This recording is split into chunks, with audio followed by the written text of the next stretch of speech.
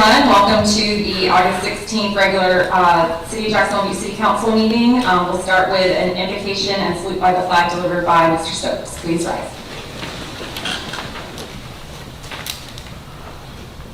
Dear God, thank you for our help in allowing us to gather here this evening. We thank you for the frontline workers and healthcare professionals working tirelessly to fight the pandemic and ask for their protection against the disease. We ask that you protect our police officers, our military, and our veterans, both at home and abroad. We ask for your protection on all your children all over the world in these uncertain times, especially the innocent people in Afghanistan going through such turmoil. Finally, we ask that you can open our hearts and our minds this evening so that we can better serve our community and the people of Jacksonville Beach. We ask this in your name. Amen. Amen.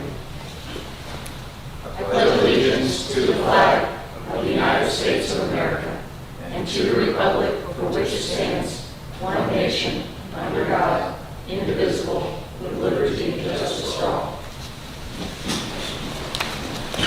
Thank you, Mr. Stokes. That was very nice. I'd like to call this meeting to order. Madam Interim Clerk, can we get a roll call, please?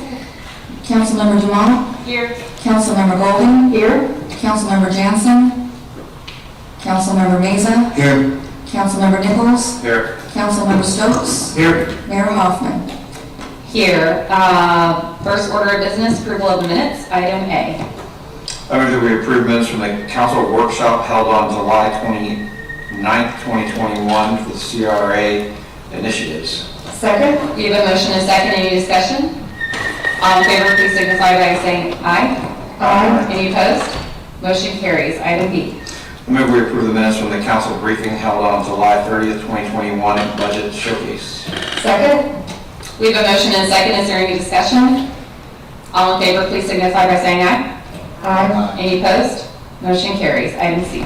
Move that we approve the minutes from the budget workshop held on August 2nd, 2021. Second. We have a motion and a second. Any discussion? All in favor, please signify by saying aye. Aye. Any opposed? Motion carries. Item D. Move we approve the minutes from the regular workshop held on August 3rd, 2021. Second. We have a motion and a second. Any discussion? All in favor, please signify by saying aye. Aye. Any opposed? Motion carries. Item E. Move that we approve the minutes from the budget workshop held on August 3rd, 2021. Second. We have a motion. Oh, go ahead, sorry. We have a motion and a second. Any discussion? All in favor, please signify by saying aye. Aye. Any opposed? Motion carries. Announcements from council. Ms. Golding. Thank you, Mayor. I have several announcements. First of all, I want to mention that Sylvia Oswalt passed away this past weekend from COVID. For those of you who didn't know Sylvia, she served 17 years on our Code Enforcement Board and 7 years on our Board of Adjustment. She was a member of our Jacks Beach Citizen Police Academy Alumni Association, and she also served 24 years as in the U.S. Naval Reserve. And she served as a guardian ad litem for over 30 years for abandoned, abused, and neglected children. And she was involved in starting and supporting the Duval County Courthouse Canines, which was a therapy dog program. So she definitely had a heart for service, and I just want to send my condolences to her family. Other announcements, I want to remind everybody, the public, that we have the Adventure Landing open house on Wednesday, the 18th at 5:30, and it'll be here in the council chambers. So anyone who would like to hear what the developers have to say, but also provide input, you're encouraged to come out. Also, just remind everybody, because we won't have another council meeting before then, we'll have Beach Marine Open House also on Wednesday, September 1st at 5:30 here in the council chambers. And likewise, there'll be an opportunity to hear from the developers, but also for the citizens to provide input. Then I wanted to mention that several of us attended the Florida League of Cities annual conference this past week. I wanted to give an update to my fellow council members. I served on the Municipal Administration Policy Committee, and this year the Policy Committee selected vacation rentals as the priority and cybersecurity as the policy position. Also attended several workshops that were extremely informative: cybersecurity, the future of transportation, which was really interesting, renewable energy, and social media, and how we need to be handling social media as elected officials. So I'd like to recommend, because several of us did attend the League of Cities, I'd like to recommend that we do a debriefing. Maybe we plan to schedule a debriefing in a future briefing so that we can all share some of the takeaways from the conference and share it with those who were not able to be there. But also, too, I think it would be interesting for us to share some of the things that we got. Some of us may have gotten things that others didn't. So I hope we can plan to do that at a future briefing. Thank you. Any other announcements from council? Mr. Stokes. I just wanted to mention the free Kovit testing site. It was, I just had it. Shoot, I apologize. The 540 Atlantic Boulevard, the old Kmart Plaza, there's a free Kovit testing site. Must bring your insurance card, and if you're uninsured, you must provide your social security number. Hours are 7 a.m. to 3 p.m. and they are closed for lunch 12 to 12:30, Monday through Friday. There is pre-registration, and you can go on, I believe it's Neptune Beaches, and I think our website as well to find the pre-registration information. I just saw it posted by the city on their Facebook. Thank you, Mr. Stokes. And that is a drive-through site, if I'm not mistaken, as well for testing. I was fortunate to be able to speak at the opening session of our current Citizen Police Academy. It's a great group. It's small. I think they had about 16 people in the end, but probably fine to have limited capacity at this point. But they're in for a really great experience with our police academy. So keep an eye out for those spring dates so that we can fill up the next class. Also, I'm sure I'm not alone in having heard from several small local restaurants that have been cited by code enforcement for outdoor seating violations. I would like to see if there's a consensus to ask staff to look into a temporary moratorium, a very narrowly focused temporary moratorium. One, due to COVID, it's not the time to be sending people back indoors if we can avoid it. And then two, because we are as a council working on addressing outdoor dining restrictions and making that a little more easy for restaurants to do in the near future. So 2 of the 3 that I've heard from don't even serve alcohol. They're either ice cream or coffee. So I think this is something that would behoove the council to take a better look at before we really damage some of these businesses. So just want to see if there's enough of us that would like to do this, that we can ask staff to take a look at it. Anybody? 2, 3, 4? Okay. I saw 4 heads. Did you? Oh, sorry. Mr. Mason.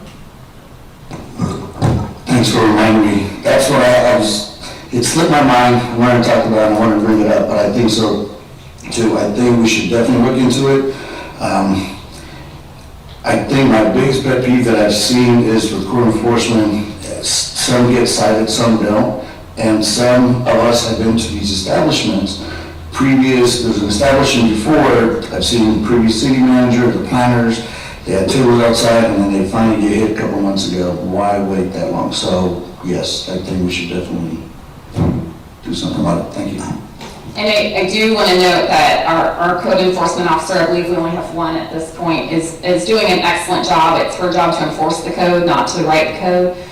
So I definitely want to make sure there's no faulting there. A lot of the code enforcement are based on calls of citizens or neighbors reporting the violations. So the fact that she's even been able to get out and do as much work as she has as one person is pretty impressive. But I don't think we want to inadvertently really harm struggling businesses right now that are really trying to make a go of it. Mr. Nichols. Also, I realize one of the businesses got multiple violations, and for signs and other things, I mean, I think we need to enforce our codes actively. And, you know, we don't wait 2 years or whatever it is, but a lot of these businesses slowly start doing stuff and adding. And, you know, I agree that the seating needs to be looked at, but we definitely need to make sure it's fair for everybody. Thank you. Okay, that's it for announcements. Next up is courtesy of the Florida visitors, and I do not have any cards. So next we have a presentation from Sean Lahoff of the Northeast Florida Regional Council staff on COVID-19 Economic Recovery Plan and American Rescue Plan. We've got the clicker up here if you'd like to use it. Appreciate that, thank you. We normally keep a form of ID on record before we get it back. And it works. Sure, white call. No problem. All right, good evening, Mayor Hoffman, or council members, staff. Thank you very much for the opportunity to allow me to speak before you today. My name is Sean Lahav, and I serve as the Resiliency Coordinator for the Northeast Florida Regional Council.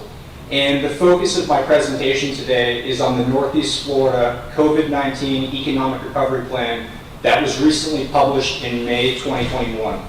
In addition to the recovery plan, which you have a copy in front of you, this presentation will also address specific components of the American Rescue Plan Act and recent federal allocations made available as well. So on an introductory note, the Northeast Florida Regional Council is one of 10 regional planning councils in the state of Florida.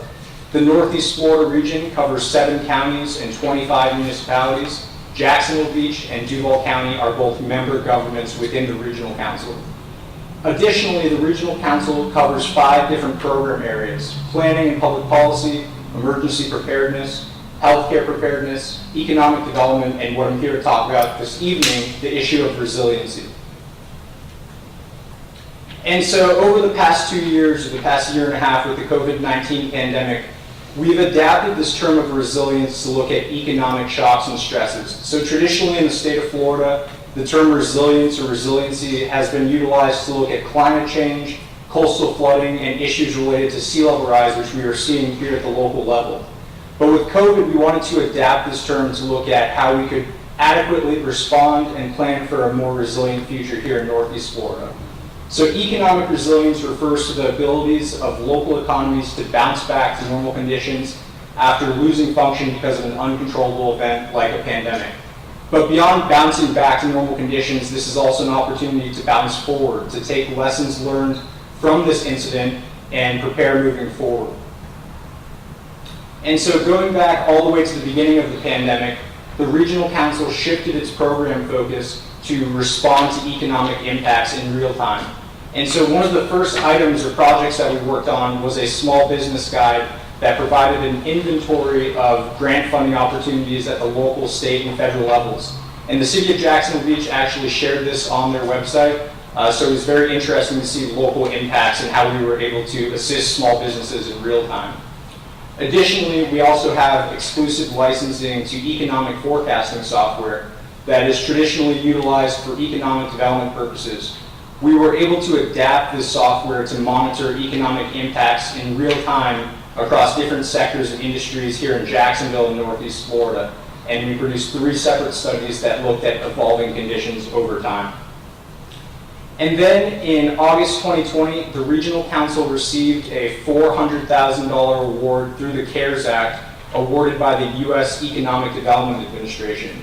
And in utilizing this funding, the Regional Council established the Northeast Florida Economic Resilience Task Force, a policy body of leaders from all across Northeast Florida representing local governments, private sector interests, and other sectors. And here highlighted in red are individuals who represented either a regional perspective or a perspective specifically related to Jacksonville and Duval County. But as you can see, there was a broad range of representation from all across Northeast Florida. And so to begin the process with the task force, we've been meeting for over a year now through 11 meetings. The first order of business was to create an economic resilience briefing guide for the task force. And so this was a 100-page guide that provided detailed pre- and post-pandemic data and information for each individual county in Northeast Florida. And so on this slide, we have some screenshots from the Duval County section of the briefing guide. And so we looked at different prosperity measures, demographic data, and other indicators to recognize where vulnerabilities existed before the pandemic and how those vulnerabilities could potentially be exacerbated because of the pandemic. And so this is a very valuable resource, especially as you start approaching grant funding opportunities, et cetera. There might be some baseline data in here that can assist you. But what I'm really here to talk about this evening is the Northeast Florida COVID-19 Economic Recovery Plan.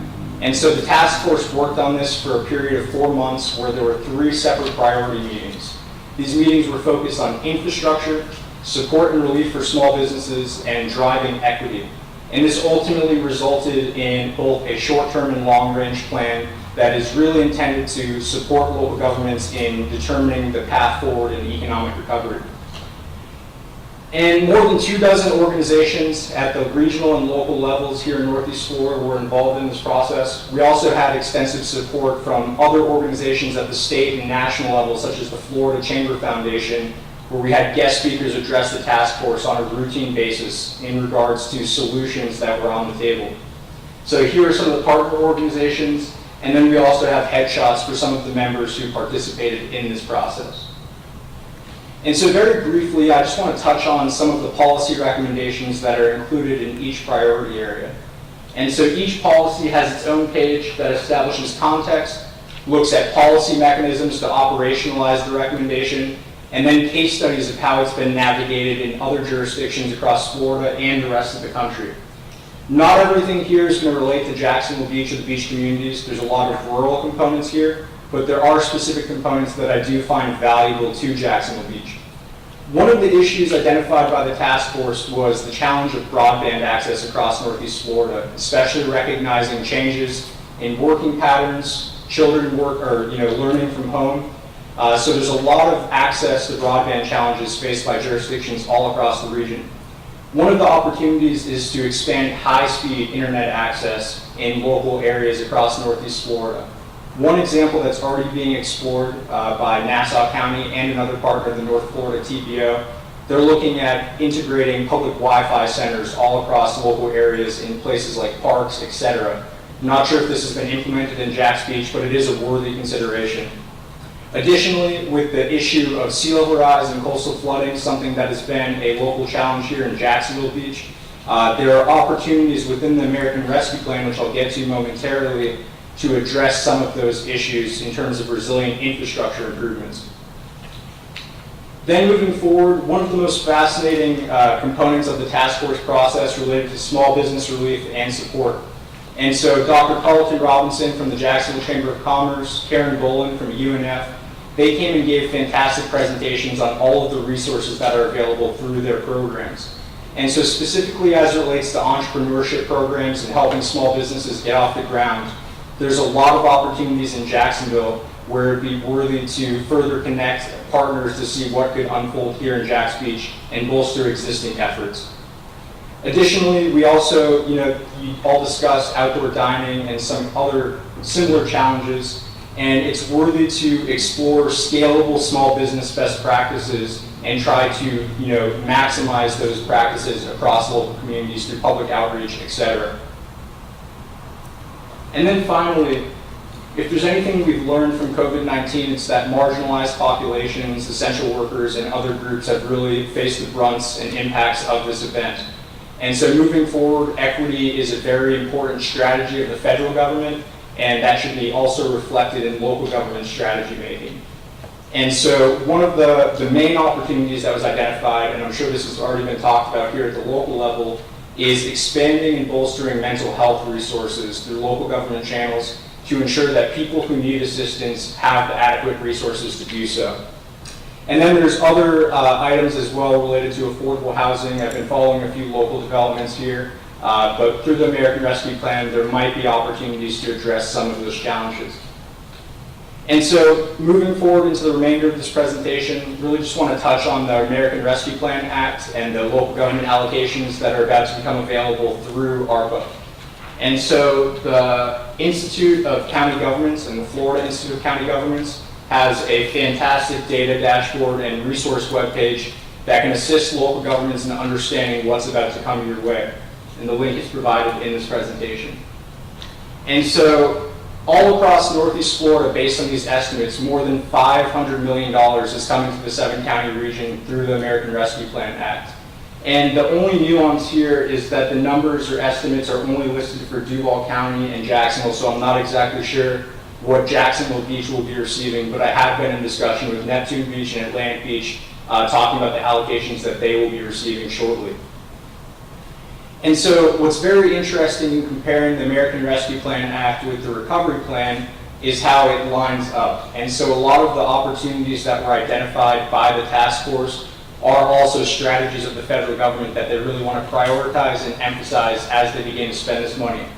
And so priority areas relate to behavioral health care, small business relief and support, investing in housing and neighborhoods, addressing traditional infrastructure challenges related to water and sewer improvements, and then finally broadband infrastructure, which is not traditionally a part of federal infrastructure packages, but even with this new infrastructure package that recently moved through the Senate, there's going to be a lot of opportunities to expand internet access all across the country. And one plan that we are encouraging local governments to consider as you begin these discussions comes from Nassau County. Our colleague, Mr. Taco Pope, who's the county manager of Nassau County, they recently developed a Nassau, Florida Prosperity Plan, which really creates an entire framework of how they're going to spend their money. And so the way Taco explains it is that the CARES Act is really focused on economic stabilization in real time, rescuing the economy.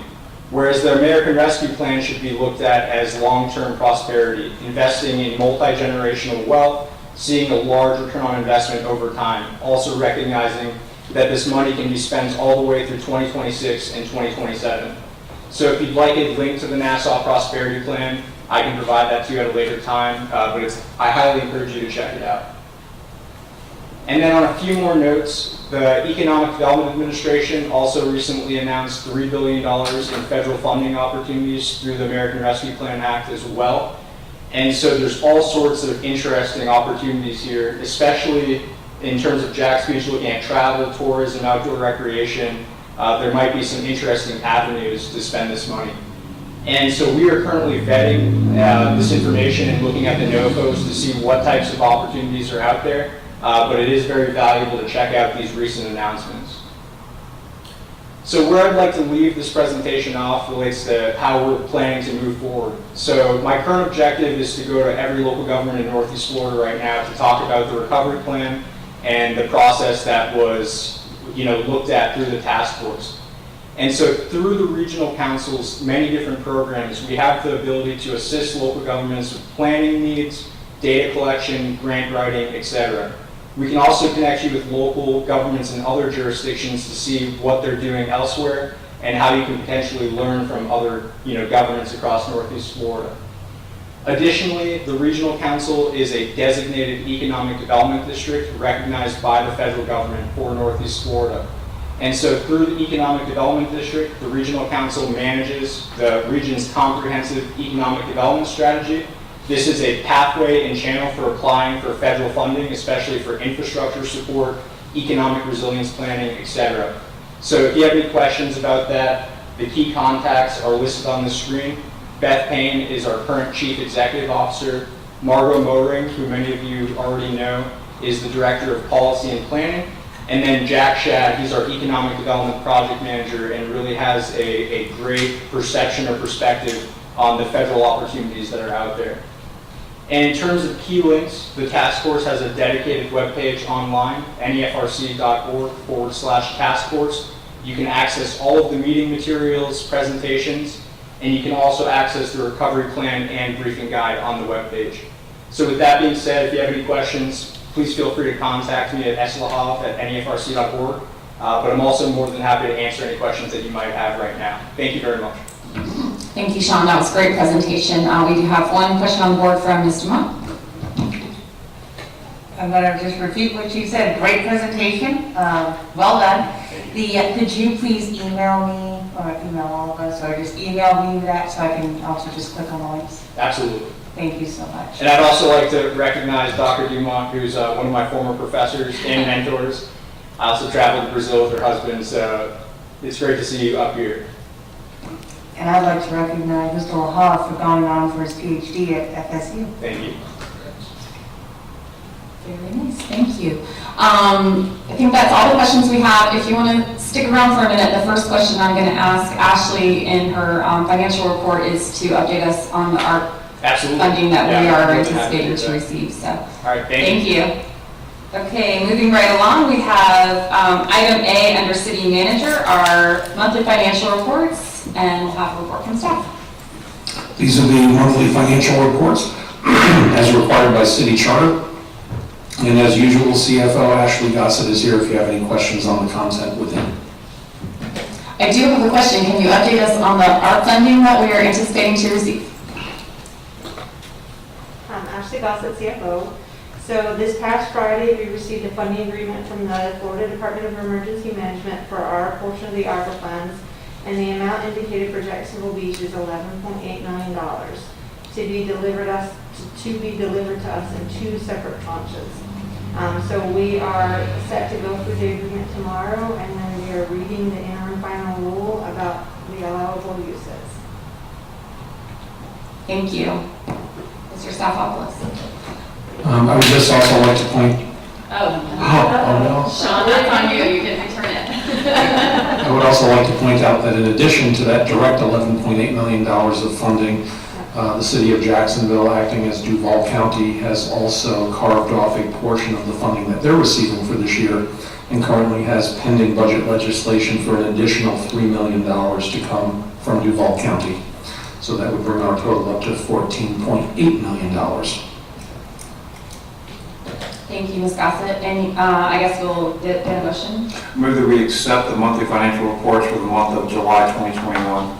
Second? We have a motion and a second. Any questions or discussion? Seeing none, Madam Clerk, can we get a roll call? Councilmember Dumont, Yes. Councilmember Golding, Yes. Councilmember Meza, Yes. Councilmember Nichols, Yes. Councilmember Stokes, Yes. Mayor Hoffman. Yes, motion carries. Item B, staff report. Item B is Item B is looking to award an RFP to First Vehicle Services for fleet maintenance. They are currently the provider of fleet services to the city of Jacksonville Beach. We did go out and do a competitive evaluation, and based on pricing and service, we are recommending to renew a new contract with them. Thank you. Can we get a motion? I move that we award RFP number 022021 to First Vehicle Services, Inc. for fleet maintenance services. Second? We have a motion and a second. Is there any discussion? Ms. Golden. Thank you, Mayor. I just have a question. I was looking through the list of vehicles, that long list of vehicles, and some of them are actually pretty old. I guess some of them are like equipment, but I noticed that there's 2 dollar ride vehicles in the list. Could you explain to us what the arrangement is there? Sure. So we provide garage services to Dial-A-Ride up to, in this current year's budget, $3,000. They may use our city garage to do oil changes, tire rotations up to that amount, and then beyond that, we submit them an invoice for them to reimburse us. But our arrangement is that they may use our city garage when they need it. Okay, thank you. Ms. Dumont. Thank you. I just want to note that I do like that the one that we're going with is one that we've had. We've been happy with their service, so it's not like we just point it out of thin air. We know this organization, this company, and it's working well for us. Thank you. I don't see any other questions. Madam Clerk, can we get a roll call? Councilmember Golding, Yes. Councilmember Meza, Yes. Councilmember Nichols, Yes. Councilmember Stokes, Yes. Councilmember Dumont, Yes. Mayor Hoffman. Yes, motion carries. Item C. Staff report. Item C is looking to appoint a new city clerk. After going through a recruitment process, my recommendation is that we hire Ms. Sherry Gosselin into the position on a permanent basis. And she is with us tonight if you have any questions. And a motion? I move that we approve the city manager's recommendation to appoint Sherry Gosselin to the position of city clerk effective August 17th, 2021. Second? We have a motion and a second. Any comments? Ms. Dumont. Thank you. I'd just like to thank Ms. Goslin for applying for the permanent position. I'm very happy to vote in favor of your appointment. I also want to say excited to see that Sherry put her name in the hat for this. I always love when we can promote from within. assuming this vote goes in your favor. So thank you for stepping up and taking this leadership role, and if it should go your way, we look forward to working with you. I know I certainly do. Ms. Golding. I would just like to add that as she's fulfilled the role as acting city clerk, she's always been very responsive, and I feel that she's done a good job and certainly warrants the appointment.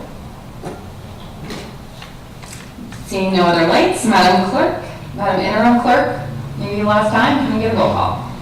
Councilmember Meza, Yes. Councilmember Nichols, Definitely yes. Councilmember Stokes, Yes. Councilmember Dumont, Yes. Councilmember Golding, Yes. Mayor Hoffman. Yes, motion carries. Congratulations.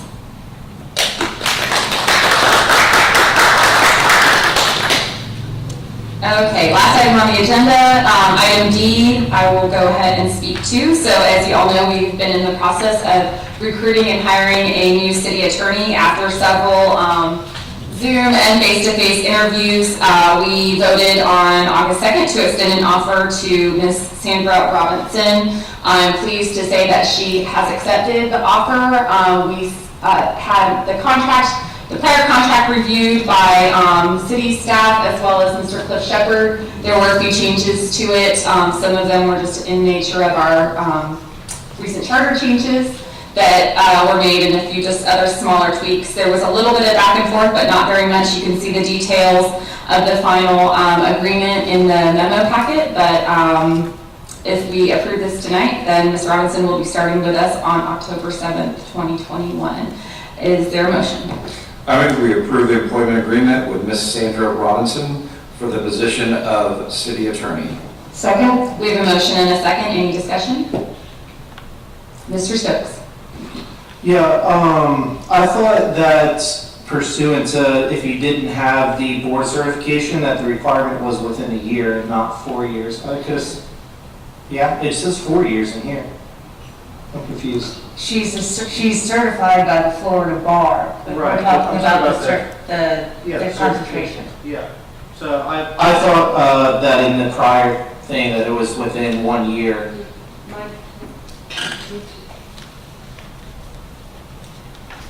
You're right, we did discuss originally, Mr. Stokes, 1 year requirement for that. We've had some discussion with Cliff Shepard, and he informed us that it takes 3 years of active practice in Florida before you can even sit for the exam. So after she has had 3 years of active continuous practice in Florida, she will then apply to sit for the exam, and then it's about a 6-month process before she can actually sit for the exam. So 4 years is the most reasonable time that we could give her. Is there any way to use like her prior bar status to help? Not for this Florida board certification. They require 3 years of active practice before she can use it. All right. Okay? Good catch. Thank you, Ms. Nelson. Any other comments from council? Madam Clerk, can we get a roll call? Councilmember Meza, Yes. Councilmember Nichols, Yes. Councilmember Stokes, Yes. Councilmember Dumont, Yes. Councilmember Golding, Yes. Mayor Hoffman. Yes. Yes, motion carries. That is all that is on the agenda for tonight, so this meeting is adjourned. Have a great night.